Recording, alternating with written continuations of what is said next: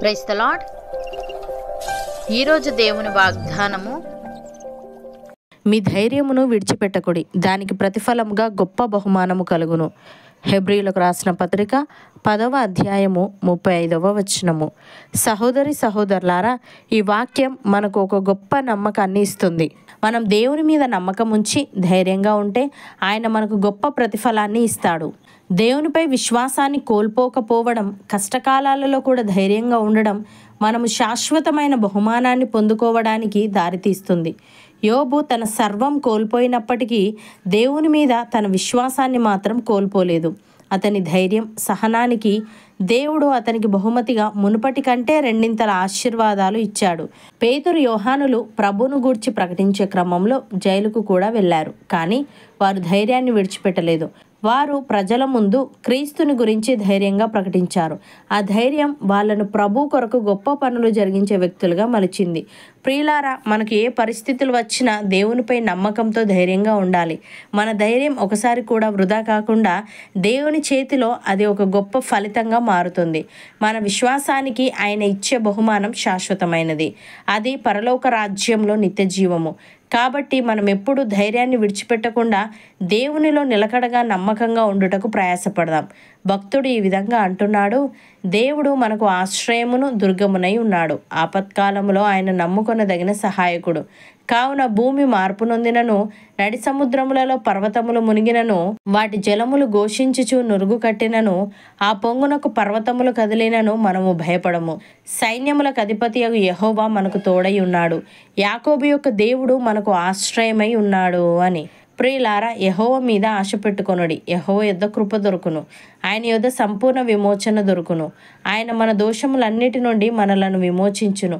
అపోస్తలుడైన పౌలు ఈ విధంగా అంటున్నాడు: విశ్వాస మూలమున మనము నీతిమంతులముగా తీర్చబడి మన ప్రభువైన యేసుక్రీస్తు ద్వారా దేవునితో సమాధానము కలిగి ఉందము. మరియు ఆయన ద్వారా మనము విశ్వాసము వలన ఈ కృపయందు ప్రవేశము గలవారమై అందులో నిలిచి ఉండి దేవుని మహిమను గూర్చిన నిరీక్షణను బట్టి అతిశయపడుచున్నాము. అంతేకాదు, శ్రమ ఓర్పును, ఓర్పు పరీక్షను, పరీక్ష నిరీక్షణను కలగజేయునని ఎరిగి శ్రమల యందును అతిశయపడుదము. ఎందుకనగా ఈ నిరీక్షణ మనలను సిగ్గుపరచదు. మనకు అనుగ్రహింపబడిన పరిశుద్ధాత్మ ద్వారా దేవుని ప్రేమ మన హృదయములలో కుమ్మరింపబడి ఉన్నది అని. సహోదరి సహోదరులారా, దేవుని దృష్టికి కనబడని సృష్టం ఏదీ లేదు. మనం ఎవనికి లెక్క యొప్ప చెప్పవలసి ఉన్నదో ఆ దేవుని కన్నులకు సమస్తమును మరుగులేక తేటగా ఉన్నది. ఆకాశ మండలము గుండా వెళ్ళిన దేవుని కుమారుడైన యేసు అను గొప్ప ప్రధాన యాజకుడు మనకు ఉన్నాడు గనుక మనము ఒప్పుకొనిన దానిని గట్టిగా చేపట్టుదము. మన ప్రధాన యాజకుడు మన బలహీనతల యందు మనతో సహానుభవము లేనివాడు కాడు గాని సమస్త విషయములలోనూ మన వలనే శోధింపబడినను ఆయన పాపము లేనివాడుగా ఉండెను. గనుక మనము కనికరింపబడి సమయోచితమైన సహాయము కొరకు కృప పొందునట్లు ధైర్యముతో కృపాసనము నొద్దకు చేరుదము. అవును అన్నవారు నాతో పాటు ప్రార్థనలో ఏకీభవించండి. పరిశుద్ధుడా, ప్రేమగల తండ్రి, మా ధైర్యమును విడిచిపెట్టకూడదని, దానికి ప్రతిఫలముగా గొప్ప బహుమానము కలుగునని, మాకు ఏ పరిస్థితులు వచ్చినా నీపై విశ్వాసముతో ధైర్యంగా ఉండాలని, మా విశ్వాసానికి నీవు ఇచ్చే బహుమానం శాశ్వతమైనదని నీవు తెలియజేశావు. తండ్రి, నీకు స్తుతులు. దేవా, మేము విశ్వాస మూలమున నీతిమంతులముగా తీర్చబడి నీతో సమాధానము కలిగి ఉంటూ విశ్వాసము వలన నీ కృపయందు ప్రవేశము గలవారమై అందులో నిలిచి ఉండి నీ మహిమను గూర్చిన నిరీక్షణను బట్టి అతిశయపడే వారంగా ఉండుటకు సహాయము దయచేయమని.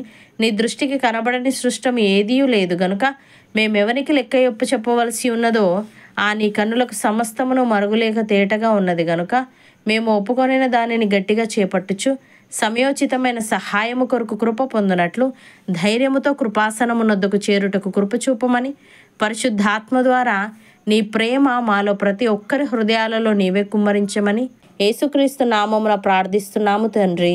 ఆమెన్.